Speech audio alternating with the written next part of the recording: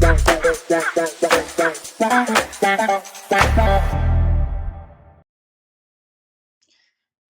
it's AG. Welcome back to the comic book collection update.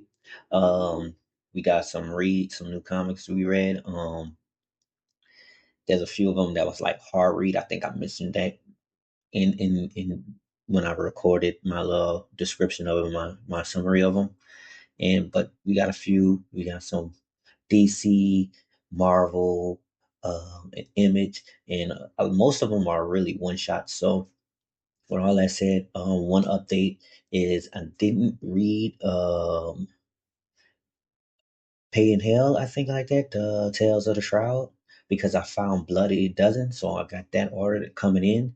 So I'm gonna read that so I can actually read all of it in order while the third part, the Code Witch, is finishing up in when the rest of the series of the Code Witch and stuff comes out. Besides that, let's get into it. Titans, the 2025 annual release ones. Well, so this one is about Donna, um, Wonder Girl. She's basically, if you don't know nothing about her, and be real, with you, I just found out about the annual releases. So, but Titans, if you don't know nothing about her, she's Wonder Girl, basically Wonder Woman's little sister. We focus on this story is about basically grief, basically learning like this whole story was by basically a letter to Donald's actual father, and during that time, she just recapping how she made a family with the Titans, with the Amazons, the Amazonians, um, the Titans, and then showing and then basically telling her how her love life was and about her marriage, her child, and stuff like that. It's a it's a very lengthy and heavy reading material instead of action comic book. There's not really action. No, there's really no action really in there. Um, so if you're looking for something in action, don't pick this up. I actually recommend this be like a female reading reading this, but men also go through certain things like this too. Um, So let me explain a little bit. I'm not going to try to get too deep into the story and explain everything. I'm gonna just try to hit some key points. So a little background: Donna, um, when she was a baby, a fire happened. So Wonder Woman saved her. Um, Wonder Woman adopted her. She was raised in with the Amazons. She trained, got powers from I got part of Diana and Wonder Woman, aka Wonder Woman's powers. And there's more story in the Amazon area, which like made her learn a lesson like family. Don't give up. Like you, certain things happen, but family don't give up. And she needed to understand like we love you, even though you're not really blood us. We still love you as family. So let's keep going on because that plays a important role later on. So she's with the Titans. Um, and you try to figure out like they had a moment where they saved basically the Justice League, or I don't know what they was at the time, but their mentors, and showed their mentors like we are a group of heroes too, and we can survive on our own and help out also. Um, with this, you don't really like see what all played out. You just know because it's something like probably an old story. She's pretty like basically with the Titans at the time it was Robin, Speedy, uh Kid Flash, and Aqualad and her. That's at the time. That's before, this is before the rest of the Teen Titans come out. So after this, like Robin wanted to chill with them because they all went through something. If you talk to them, like those, just the ones I named with Wonder Girl, with Donna, you find out that they all are orphans and all their little stories on how everything. And we cut away from basically, like I said, there's a deeper story even in here. Like this is a very heavy read, but to shorten this up, you see how she bonded with Robin, and it seemed like it was going to be like a love interest, but when in truth, it became a brotherly, like a brother and sister love, and how they care. You see the start of that where it sparked from, and it was because Robin brought all of them to the Batcave, Bruce Manor and stuff like that. The Wayne Manor, I mean, and Bruce Wayne. Well, Batman was mad, and Robin is to them like to those Teen Titans at the time. It's like, man, this dude is like fearless, psychopaths, monsters. Shoot, I don't think they said this, but even to the face of a god, he probably would not blink an eye in fear, but was terrified of Batman leaving him, getting rid of him. And Donna went go tell Batman like, hey, you know, don't, because she found out the thing like, when love of a family, even adopted, it is something that just don't just don't go away because of one little incident. And she went go talk to Batman and said, Bat, he's terrified of you more than of losing you more than anything. Just don't do nothing. Just treat him better. And it's like he wants you, and we're his friends, and he just want us there around. And Batman was like, "Will you take care of him as a friend?" Then yes, that's what we do, and that's my promise. I always take care of him. And he was like, "All right, you make your sister proud." And what he means by sister is Wonder Woman adopted her, but it was really Wonder Woman's mother that adopted her. That's really what happened. Like the queen of the Amazons adopted her, and so Diana and Donna was sisters. So, but I'm letting you know this is a huge letter to her father, and now a fire happened. Like remember this; these are all like I'm just telling you the key points. So going on, you see how the growth of the Teen Titans happen. Where like I said, the ones already. Then you have Raven, Starfire, Cyborg, Bumblebee, Terra, and I'm missing Omen, and that's probably someone else that I'm missing, but it's just telling you like how they were and stuff like that, and basically just explaining how she feels about them. Like really not much how they feel about the boys, but like how she felt about the females, because she was like, man, I have still sisters outside of the Amazons. Like I have sisters in the Titans, and then one of her key sisters was Starfire, because Starfire was basically like an Amazon from space, a warrior trained. And you seen like I got more of like they was rivals, and it was like, hey,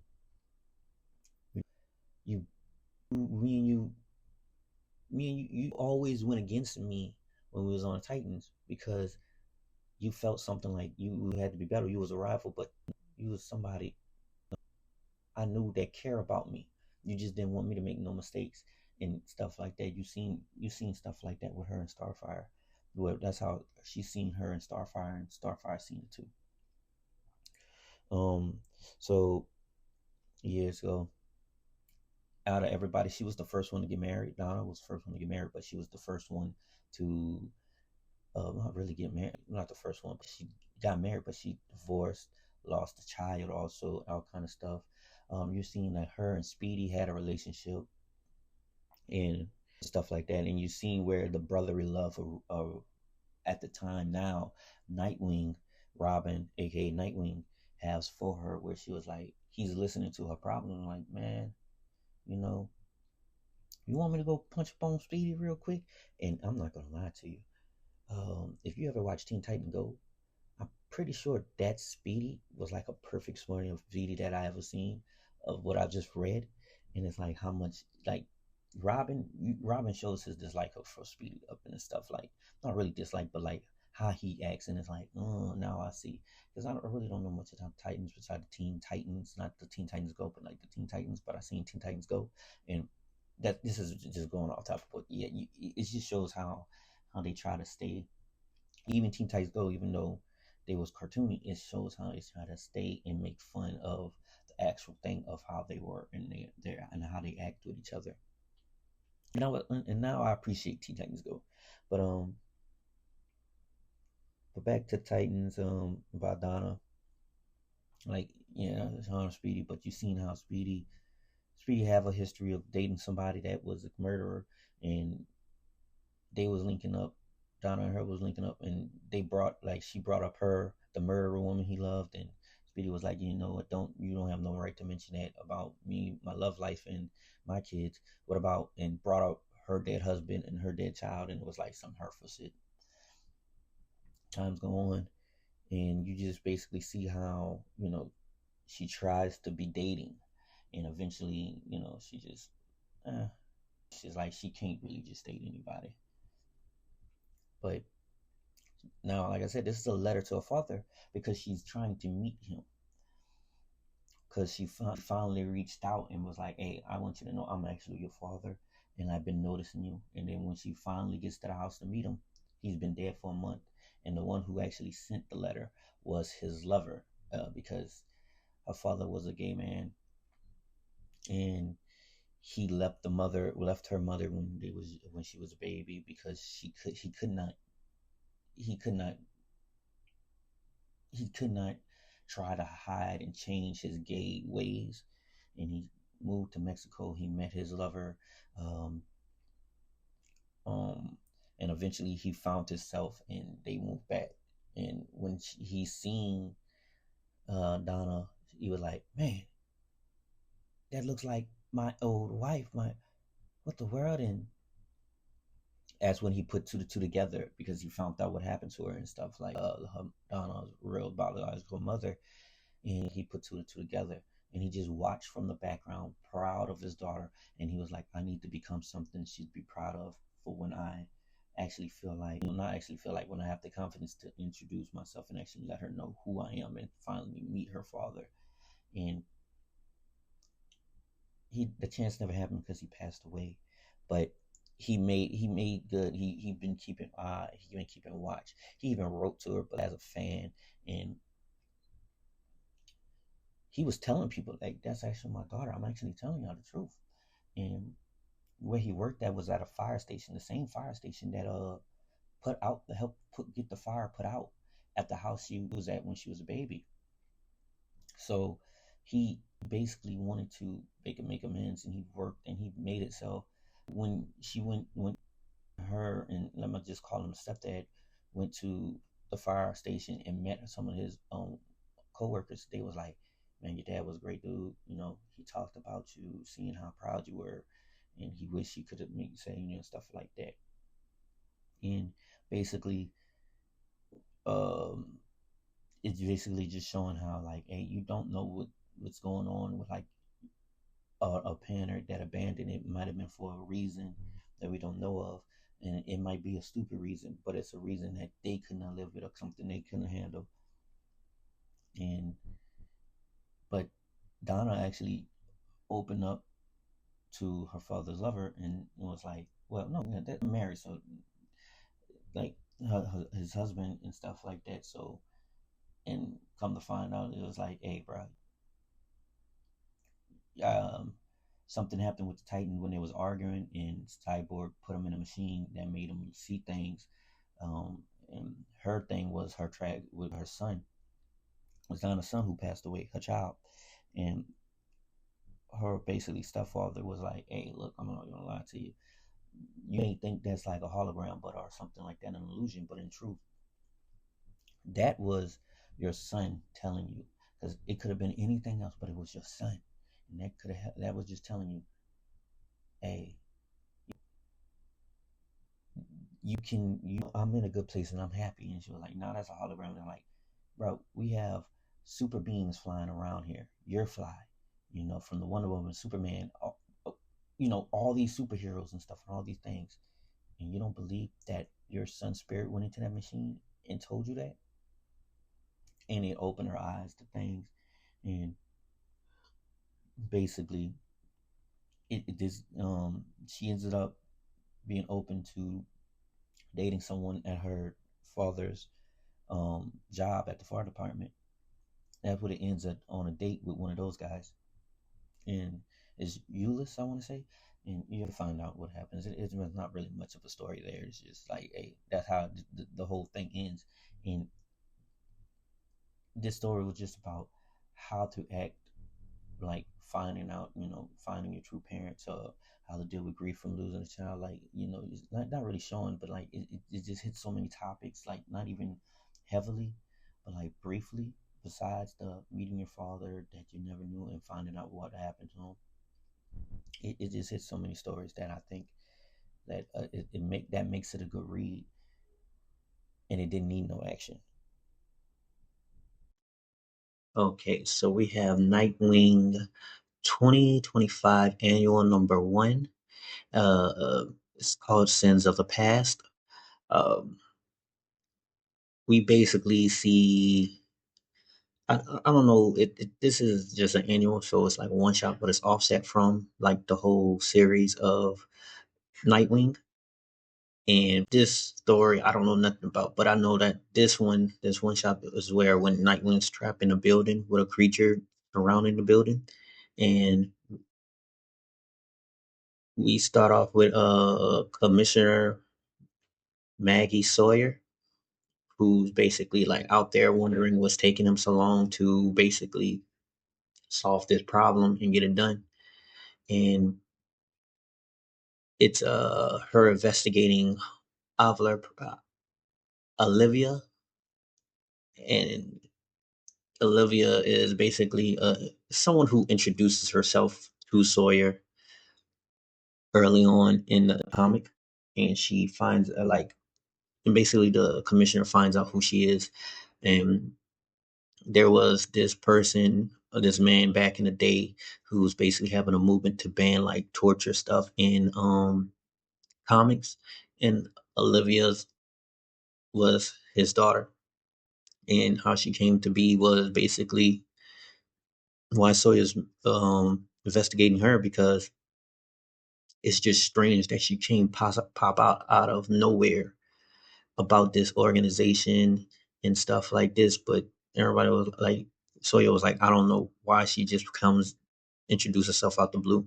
So Sawyer's about to basically ends off the comic trying to investigate her. But a little bit about Olivia. She basically killed her father by accident because she was reading comic books, and the comic books had like torture stuff. It was basically based off of Batman and Robin, and her dad didn't like it because of the traps, and it seemed like it was torture and stuff. So when she got home that scene, she pushed her dad down the steps because her dad was trying to put her down the stairs, and he wasn't going, and like basically she didn't know what to do, so she ran away. But she ran away to a comic shop, and in the comic shop she finds out, well, her sadness and her mourning, she basically activated or basically summoned a entity. Now I don't know how to say this entity name. I want to say Zanny, and Zanny is basically, he's been involved. He's an ancient evil involved, well, like not involved, but basically showed itself over time, over like carnival entertainment type things. And since the circuits is basically irrelevant because of superheroes, he goes against, basically he got attracted to Olivia, and he's trying to basically like do something to where it's like, hey, I can become more powerful, or I can give you what you want, but we need a sacrifice. And one of the sacrifices is someone who created the circus. And gave up and did something else, and that is Nightwing. Or at the time when everything was going on, it was Robin. So that's what they wanted. They wanted Robin, aka Nightwing, and over time, she made a group called. It was basically a circuit group with ringman. He had the ringmaster, and he had like the strongman and whoever was on their team. They didn't really get into specific of who's who, but they kidnapped people, and the people who they kidnapped, there's details of like the ringmaster in there that's like, oh, that's why she kidnapped him. But you need to just read it to find out. I'm not going to tell you much because it's actually like interesting, and it's a backstory to the Nightwing comics. And everybody who's reading that wouldn't want to be spoiled with some of the stuff, because I probably think this might be a key issue, but I'm not sure. I'm just guessing because I never read the Nightwing stuff. But Zinni and Olivia basically have this thing, and they just want Robin. And be real with you, they both are doing two different things at the same time, like two different things. And it's like, hey, you wasn't supposed to do this, and this must be your doing, and blah blah blah. But they both have this one thing, to get Nightwing. So check out the story. It's actually pretty interesting as a little backstory to something in between Nightwing's comics, and I think the story basically really continues in Nightwing 169, but I'm not sure about that number. Okay, Justice League uh Dark Tomorrow special. Again, this is another DC thing. I think so. This is the third DC I read straight, right back after back.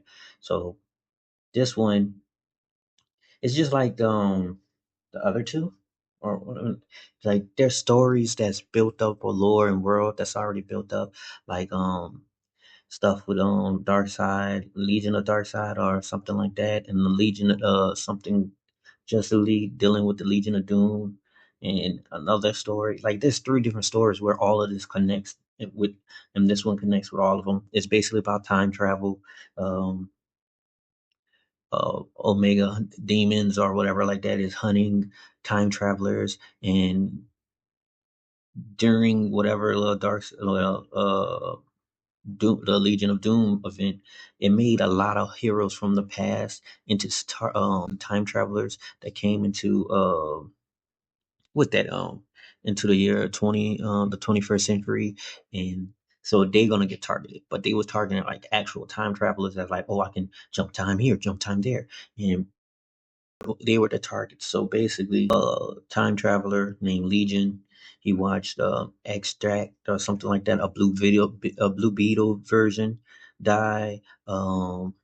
Shit, Wave Rider.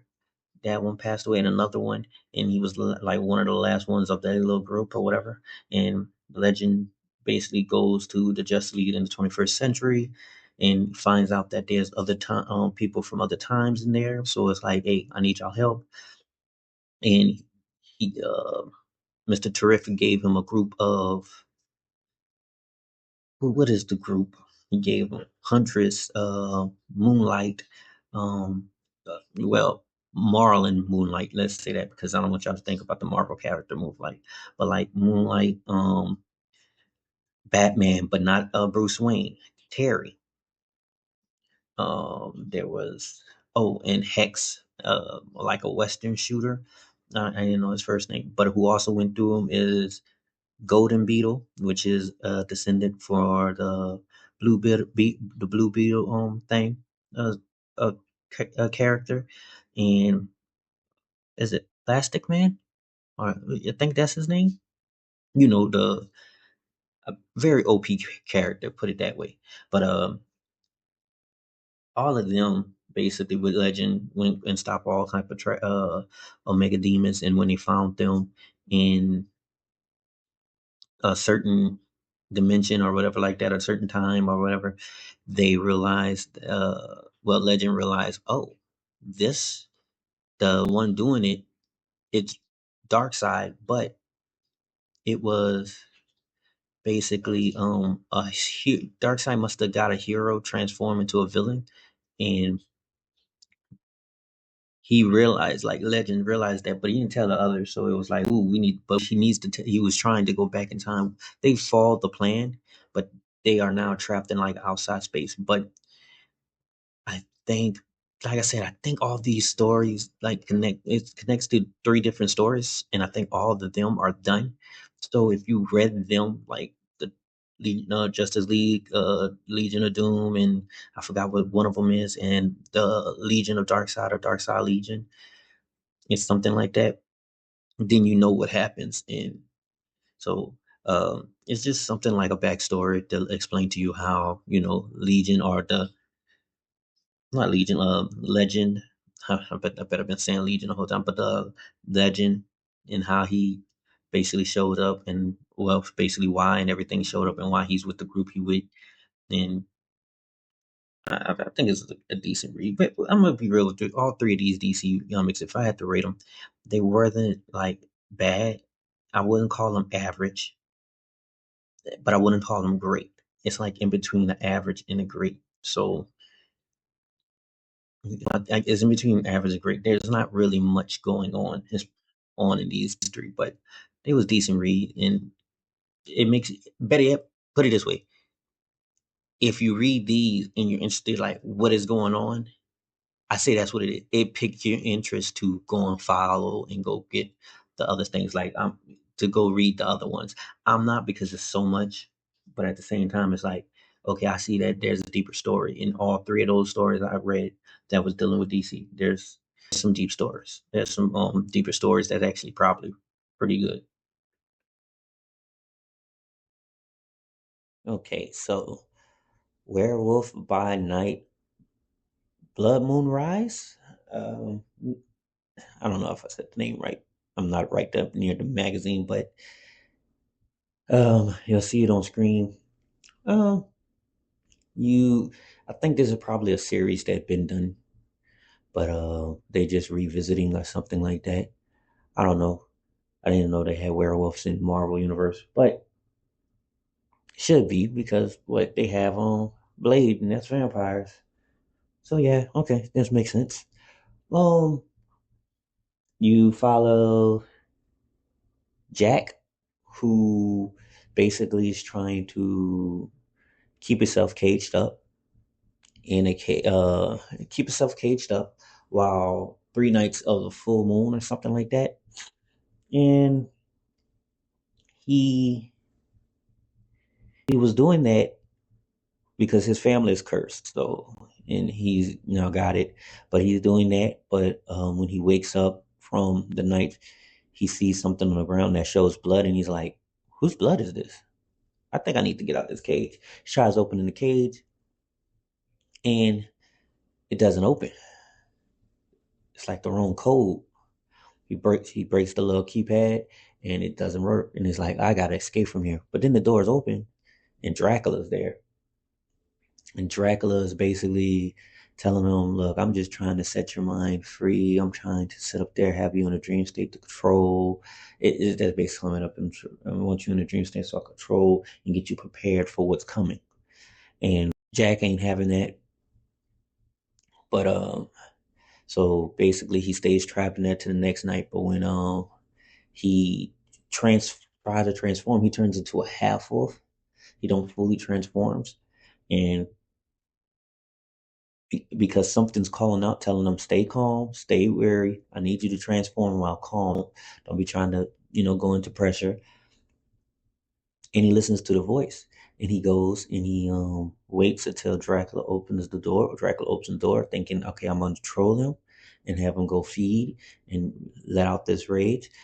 And he attacks Dracula and they fight. And Dracula's like, hold up, something, you don't know what you did. He trapped Dracula in the cage. He tried to run, but he stops and sees there's other werewolves. And he was about to sit up there and like try to communicate with them. And it was like Dracula had bust through the door of the cage and freed the other werewolf, and he's able to control that werewolf to attack Jack. And they fighting each other off. Then somehow fires start to happen, and that gets Jack away to run. But when he runs, he stops, and something was telling him to run some more. Instinct, like the animal instinct was telling him to run because I don't know if that's Swamp Thing or is that freaking Cthulhu that was just sitting there, and he's like, you need help?" And he gives him the thumbs up, and it's like, this is the one that was in my head. He frees them. They fight against Dracula again, throwing him in the fire. Well, the Swamp Cthulhu thing, basically. It's because the words that they saying.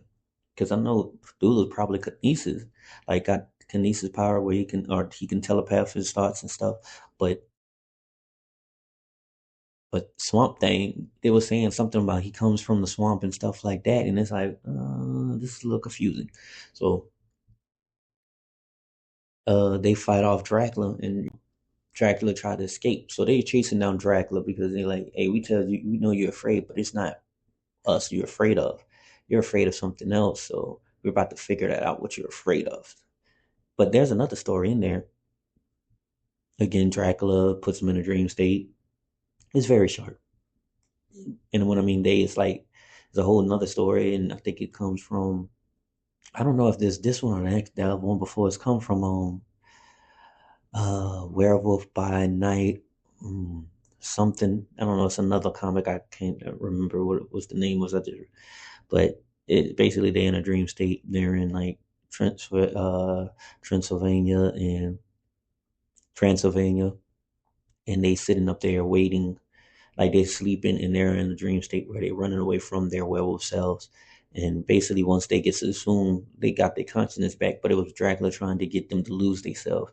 It didn't work. It's a really nonsense point story. I don't know if this is going to continue because both of them said end, so I don't know if this story is continue somewhere else. I didn't know nothing about the Werewolf series, and these looked like one shots. Which if it is, it's cool because I don't want to build up like I don't want issues that I don't want like Boohoo issues that's like 100 issues long. So I wouldn't recommend it though. It seemed like it didn't have no purpose, but I read it. I like the cover. Cover's cool. I got the variant one. All right, so we have Bring On the Bad Guys, uh, Loki's version. Well, Loki's story. Um, this one, I was wondering how this was gonna go because Loki is the king of lies, but also Mephisto is also the king of lies. So it's like, who can get who? And I know that basically Mephisto make deals and stuff like that. So and he don't really keep them. He tricks them and stuff. So I wondering how he's gonna deal with Loki. And I'm just gonna say Loki got his ass. Because what happened was, so Loki was on punishment. Should have been punished by Asgard for causing Ragnarok. So Thor was looking for him, stuff like that. And to be in a safe spot, he went to Mephisto, gave him a deal, talking about if you kill the descendants of the the little coat he had for the Soul Forge, and he has had to kill one of the descendants with the Soul Dagger, and he'll be safe from Thor's and all the Asgard wrath. So Loki basically agreed. There's more to it. He is like Loki. You've seen Loki question it, but he did it. So what Loki does is that he finds the guy. The guy's a musician. So Loki was like, I want this to be a story when I do it. Like basically have a story of killing him. And Sister Sarah and Mephisto looking at it, and it's like, he's gonna do it. Mephisto like he's gonna do it, but Sister Sarah's like, ooh, it seemed like this is gonna take a while. But Loki meets the young musician and basically tell him, look, I can give you success at my opera house, and he gave him success at the opera house, gave him a good lead for the music. He said you and him was gonna be doing it. and basically gave him all the time and stuff. And they rehearsed, and while him and the lead and the young musician was basically getting a little too close, and basically was more or less like not, and they're not fooling around. It's two men, and they were like that way. They was actually just chilling and actually having fun, and that was really was it. They were basically no, they probably had a hint up probably, but I didn't notice it. But they were just having fun, just drinking, chilling, and doing stuff. And it slacked, and Loki showed his true self to the musician, and that right there made the musician really work harder after that. And it was like, oh, I'm gonna solve this play. I'm gonna make you understand what's going on here. This is my stuff, because Loki was like, you're doing this all because of me, no stuff. And it's like, no, I'm gonna show you this is my stuff. So the story goes on with the day the play go on. It's like a play with music and stuff like that. So it goes on, and Sister Sorrow basically is at the top of the Raptors, and the lead was found her and was like, "Hey, who are you?" And she killed him. But Loki and everybody seen that he was dead, and it was like, "Hey, so we gonna have to improvise. You're gonna do this role. You're gonna do this role, his role, and I'm gonna do the other role after. I'm gonna do the other role. So you're gonna see." But then Loki went go see Sister Sorrow, and basically was telling her, "Hey, I take my time as long as I want. You don't rush what I'm doing or interfere." And they get into it, and basically Loki basically tells it like, uh, "It's easy to dispatch you. You shouldn't even bother. You should not even bother coming here trying to demand something. If Mephisto wanted something done, he should have did it himself." But um, Loki leaves after defeating her, and the play's going on the same. So he went go get his. He went and found like went involved himself in the play. So when the evil came through, it stabbed. He stabbed the young musician in the chest during the play in front of everybody, and everybody was like, "This is great! This is great! This is great!" And there's a reason why Loki did that, because he stabbed him with the soul dagger when he brought the soul dagger to Mephisto. Mephisto was like, "Where's the soul? The soul's not in the dagger." And he said, "I captured the soul. You know what the deal was. The deal was you said kill him with the dagger and capture his soul. You never said he basically never said capture the soul inside the dagger." What happened is like there's all. Then they asked where's the soul at, and he was like, "There's other ways to capture a soul," and he leaves off. And I'm guessing like that's for you to understand and interpret what that means. And I think it means that his soul's in his art, the young musician art, his play. His play was, it's like the modern day, and his play was still being done in stadiums and not in opera houses all over the, in areas in the world and stuff. So that's where his soul was, into his art and his work of art and project. But there's also a story with Sister Sorrow all in the back, and every single one of them got something with Sister Sorrow, and it's just basically describing how she became Sister Sorrow and everything like that, and how they learned of the Soul Forge. And I don't want to explain that one too much or go into details. Just go check it out. That's the reason why to buy, just to get those little chapters. You'll find it. Okay, we have Tyrant. This was a rough read, um, and it was really because of the images and trying to line everything up. But it was a rough read. Um, I think his name is Hafe. We gonna call him H though. H is a playwright, actor, something like that, and he's basically, just to sum it up, he's this is an Image comic also, and this is number one, but he's playing Haf Hafkat Zakak Zakak Zakak. something like that. We call him Z. We're gonna call him Z. But Z was a ruler back 700 years ago. Um, he was a vicious ruler, a tyrant. He was killing mostly babies, well, anybody, but he was killing babies because a destined one was supposed to defeat him. And he basically was just killing babies. Something happened, he was dethroned, but now he's like cursed and he's using H to basically revive him.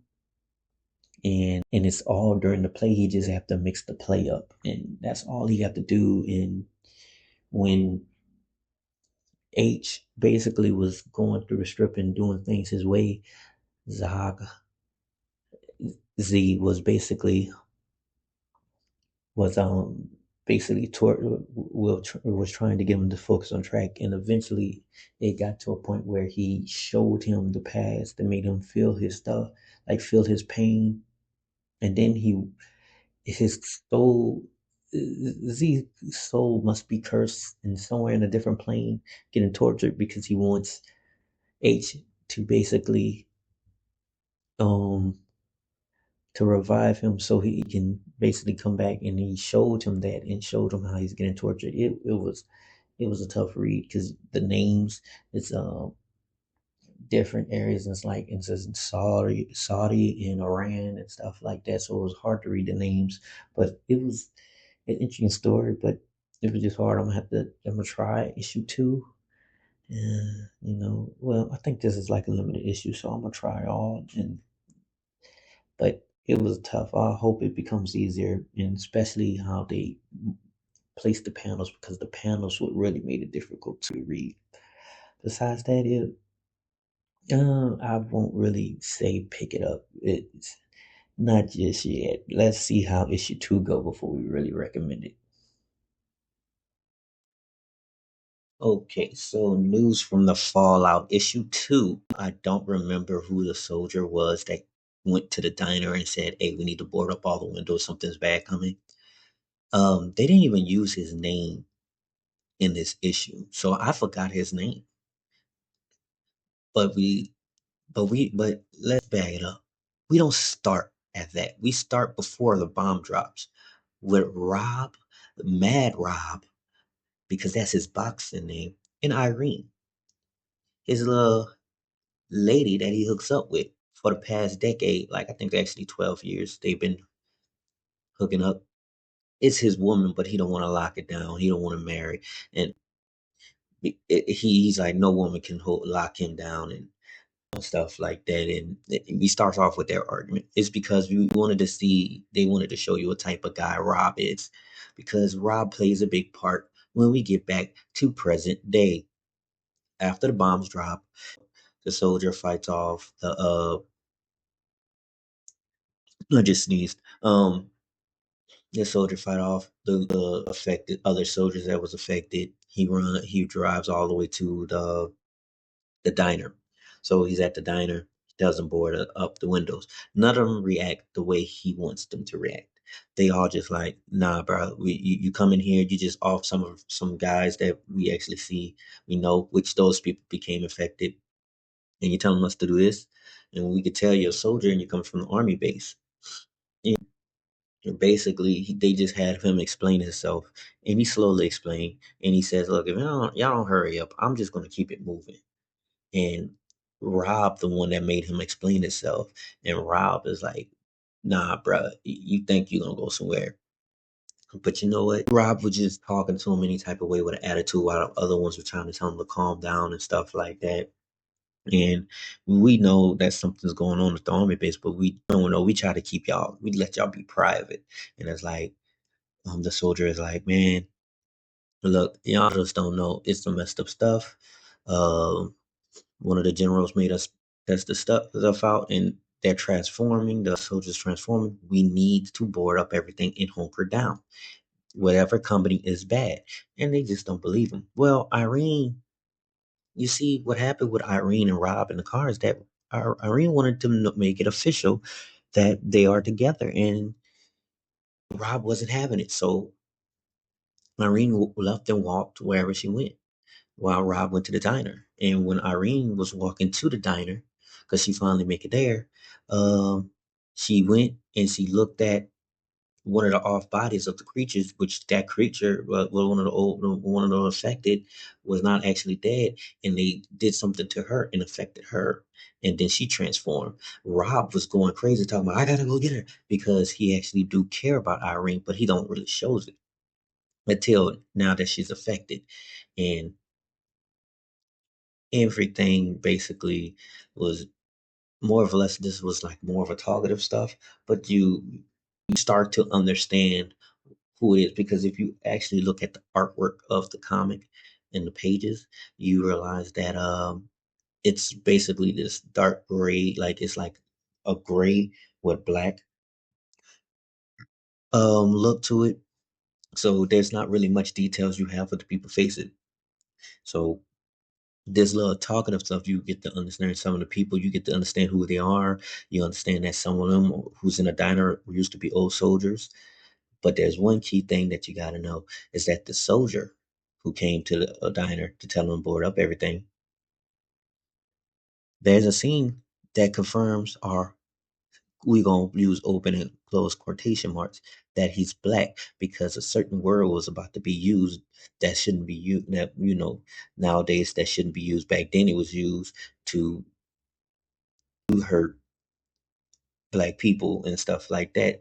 And that's the only thing. So this was more of a talkative and basically, a little some backstories and let you start understanding, because this actually don't give really much details to a person. It tells you about people, race, and ethnicity. So, um, I'm not gonna call it. It was like a. It's basically, it just opened the world a little bit. Like it basically describes it. So it's like it's important, but it's like it's not very entertaining. But it was like, okay, everything's going. But oh, just to leave it off, how it ends is basically they're about to board up everything because Irene is affected, slamming on the diner's door, and that diner door is not about to sit up there and hold. So, you know what? This is a good read. If we just talking about reading and not anything action packed all inside, it is a good read because it opens up the world a little bit. It gives you more into the characters, really, not into the world, but more into the characters. That's what I need to say.